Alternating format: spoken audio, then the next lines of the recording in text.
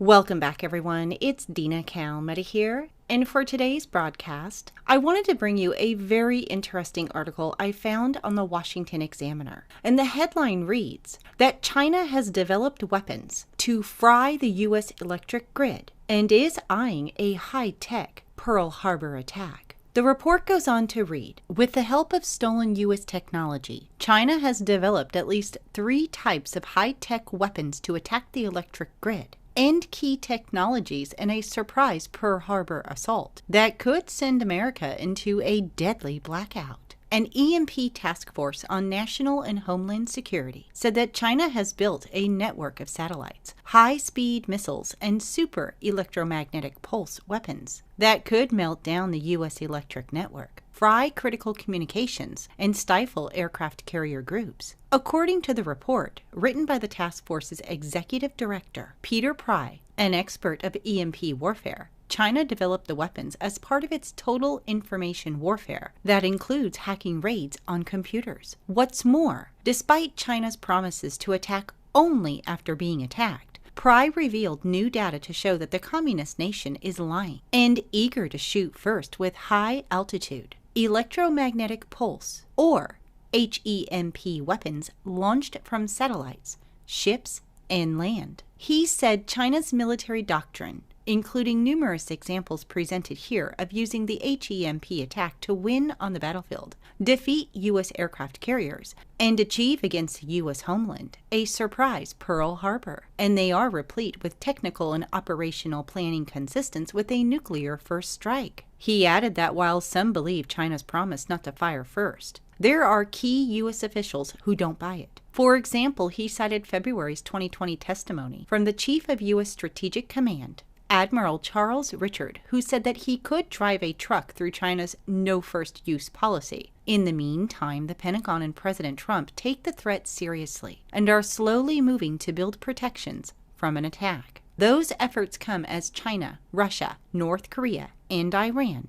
move to build and deploy weapons which essentially launch a nuclear weapon into the atmosphere to explode and disable electronics below, including flying aircraft. It goes on further to report that FIRST is a super EMP weapon built with stolen U.S. military technology. It is a nuclear warhead on a missile that could be used against ships on the battlefield. He cited a Chinese Army news article that said in an attack, it would be like a 21st century Pearl Harbor. He said a highly computerized open society like the U.S. is extremely vulnerable to electronic attacks from all sides.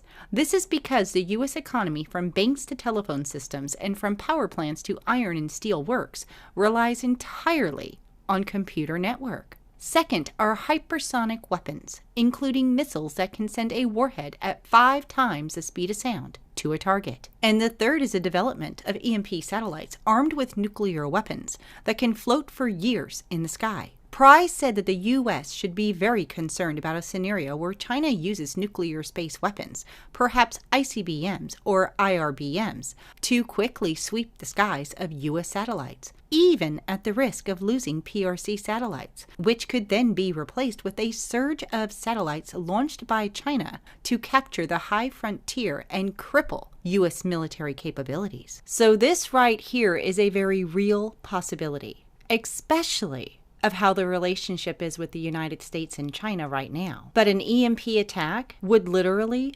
cripple the U.S. It would send us back to the Stone Ages. Now, hopefully, that will not happen anytime soon. But it is definitely something we cannot afford to rule out. But speaking of China, apparently Chinese Air Force aircraft has approached Taiwan on Thursday for the 5th time in 10 days, before being warned away by Taiwan's fighters. The Chinese J-10 and the J-11 fighter aircraft flew into the southwestern part of Taiwan's Air Defense Identification Zone in the morning, and the Taiwan fighters, which regularly patrol the airspace around the Chinese-claimed island, warned the Chinese aircraft over the radio, whereupon they left Taiwan's air defense zone. China has never renounced the use of force to bring Taiwan under its control, and one of China's most senior generals last month said that China would attack if there was no other way from stopping Taiwan from becoming independent.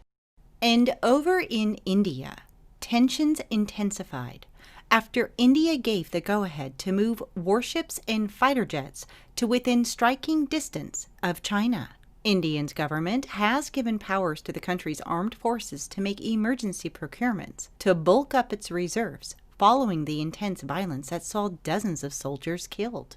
The Economic Times in India has reported that the Chief of Defense Staff has been told to work with the country's 3 armed forces to prioritize these requirements where necessary. Those familiar with the matter told the publication that the Navy has also been given the green light to move its firepower close to the strait and, if needed, anywhere else in the Indo-Pacific to counter any action from China.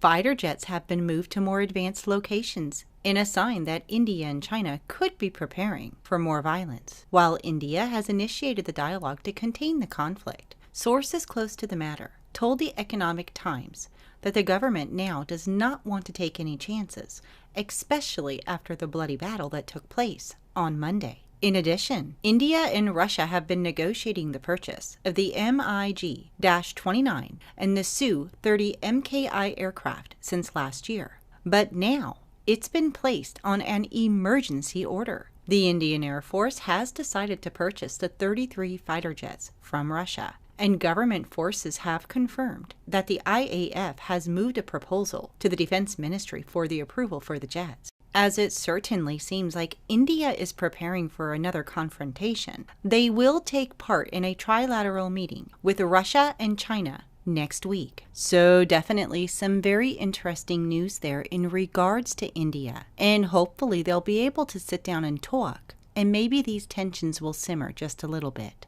But as always, I'll continue to follow these reports and bring you updates. But I'd love to hear from all of you, so please do leave your comments in the comments section. And thank you, everybody, for watching. Have a wonderful weekend, and happy Father's Day to all the dads out there. God bless.